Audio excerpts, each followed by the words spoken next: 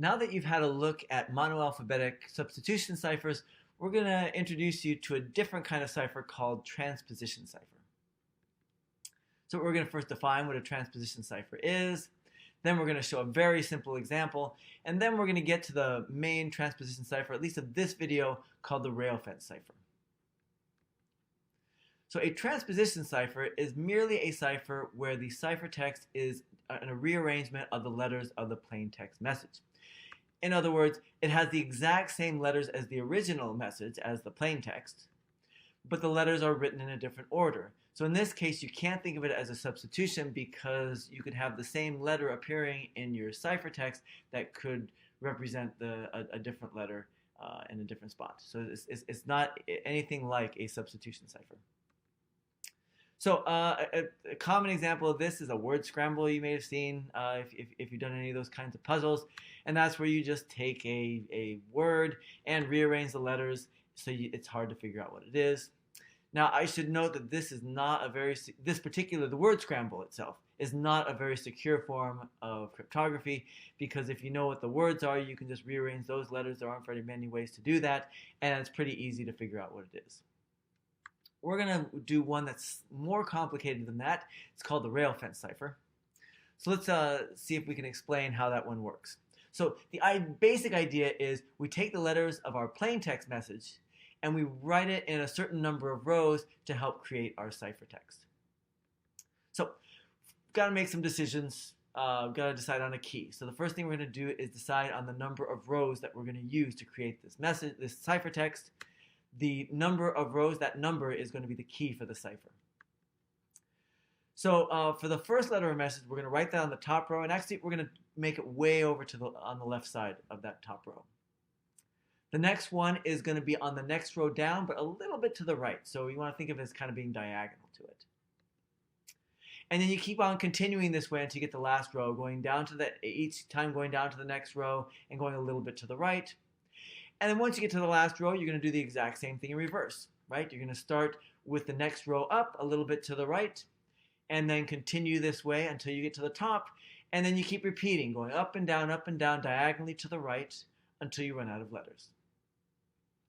Then once you have it in that position, what you're going to do is you're going to write the exact same letters in the order that they appear, but you're going to do it row by row. First you write the letters in the first row, then in the second row, then the third row, and you do that left to right. So let's see how we're going to actually encrypt your plain text in a specific example. So we're going to have the key be 4. So that means there are going to be 4 rows. And our plain text is going to be, how is the weather? So the first thing we're going to do is we're going to do our little zigzag up and down diagonally to the right. And we're just going to take the letters of how is the weather and do it that way. So you can see the how, H-O-W-I, and then you go up, S-T-H, then you go back down, E-W-E, you go back up, A-T-H, and then back down, E-R, and you stop there because you're out of letters. And that's totally fine. You don't have to get to the top or bottom row at the end. Then you're going to look at it for the ciphertext, each row. So if I look at the first row, you can see that there are 3 H's there. So the first 3 letters are going to be H, H, H. Go down to the second row. If I'm reading the letters from left to right, the first one's O, then T, then E, then T, then E. They're irregularly spaced out, but they're still all in that second row. That is going to be the next 5 letters, yes.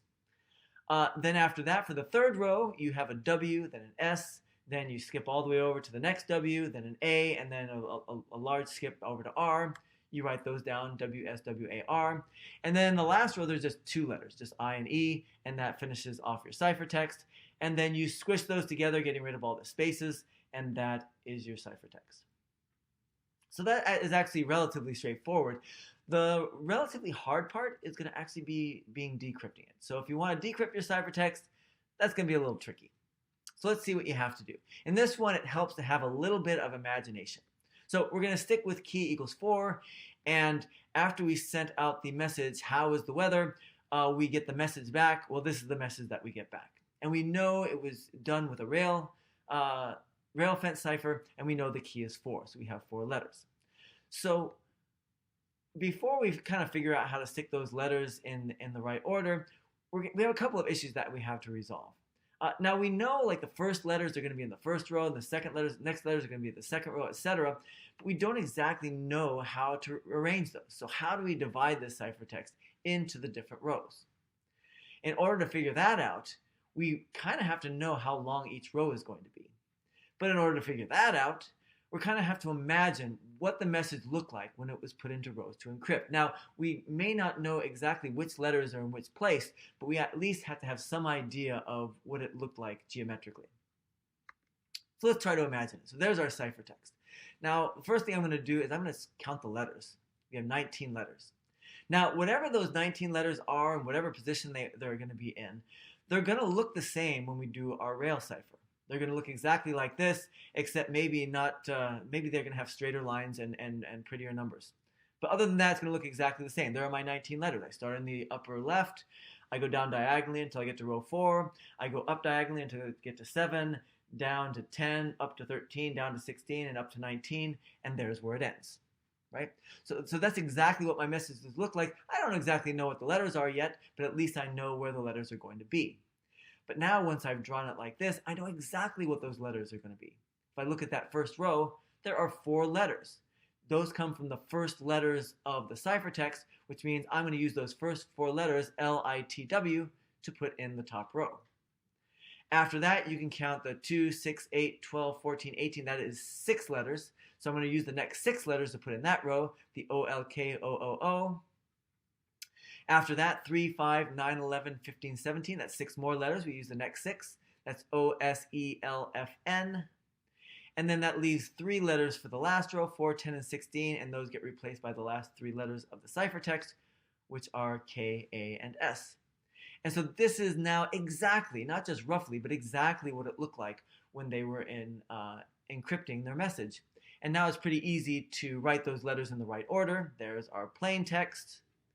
And then all we have to do now is figure out where the spaces are. And it looks like a lot of snow. All right, so now that you've had a chance to look at an example of the rail fence cipher, let's see if you can do those on the activities that are included with this video.